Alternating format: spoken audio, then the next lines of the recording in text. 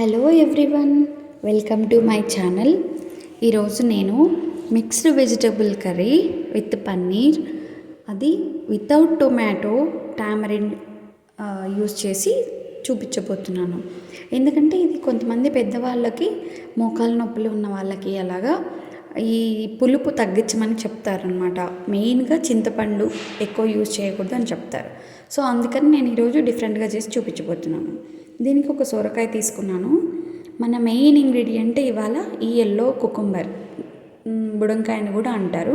ఇది పుల్లగా ఉంటుంది. సో అది ఒకటి. కొంచెం కరివేపాకు. ఈ సొరకాయని చెక్కు తీసి ముక్కలుగా కట్ చేసుకున్నాను. ఒక కప్పు, ఒక హాఫ్ కప్పు క్యారెట్ ముక్కలు తీసుకున్నాను. ఈ దోసకాయని కూడా చెక్కు తీసి మామూలుగా మనం ముక్కలుగా కట్ చేసుకోవడమే. తర్వాత ఒక కప్పు వంకాయ ముక్కలు, ఒక కప్పు పన్నీర్ ముక్కలు తీసుకున్నాను. ముందుగా ఈ పన్నీర్ ముక్కలు కాస్త కూలింగ్లో ఉంటాయి కాబట్టి గట్టిగా అయిపోయి ఉంటాయి.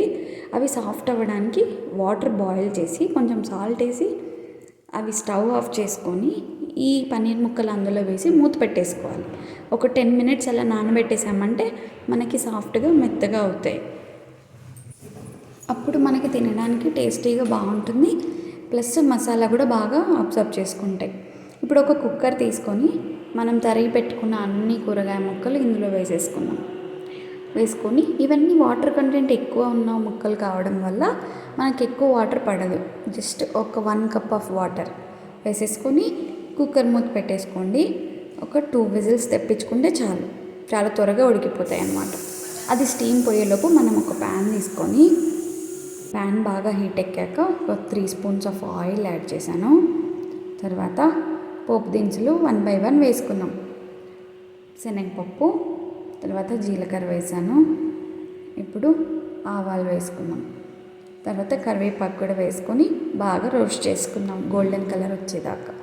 ఇప్పుడు స్టీమ్ పోయినాక ఈ కూరగాయ ముక్కలు కూడా అన్ని ప్యాన్లో వేసేసుకొని కాస్త పసుపు, కొంచెం ఒరిగానో పౌడర్, కారం మీరు తినదగినంత, నేను ఒక ఫుల్ స్పూన్ వేసుకున్నాను. ఇవన్నీ కొంచెం సెట్ అయ్యి బాగా మిక్స్ అయ్యేంత వరకు సిమ్లో పెట్టేసుకొని మూత పెట్టేసుకోండి ఒక 2 minutes. ఈ గ్యాప్లో మనం నానబెట్టుకున్న పన్నీర్ ముక్కలు తీసుకుందాం. ఇవన్నీ సాఫ్ట్ అయిపోయి ఉంటాయి. వాటిని చేత్తో స్ట్రెయిన్ చేయకూడదు, అంత పొడి పొడిగా ఇదైపోతాయి కాబట్టి చాలా సున్నితంగా తీయాలి. అవి కూడా వేసేసి మళ్ళీ ఒక 5 minutes మూత పెట్టేయండి. మసాలా అంతా పట్టుకుంటుంది ఈ పన్నీర్ ముక్కలు, అప్పుడు తినడానికి బాగుంటాయి అన్నమాట. ఇప్పుడు మన కర్రీ రెడీ అయిపోయింది. దీన్ని కొరియాండర్తో గార్నిష్ చేసేసుకొని రైస్ ఆర్ రోటీలోకి తినేసేయండి. Thanks for watching. Please like, share and subscribe to my channel.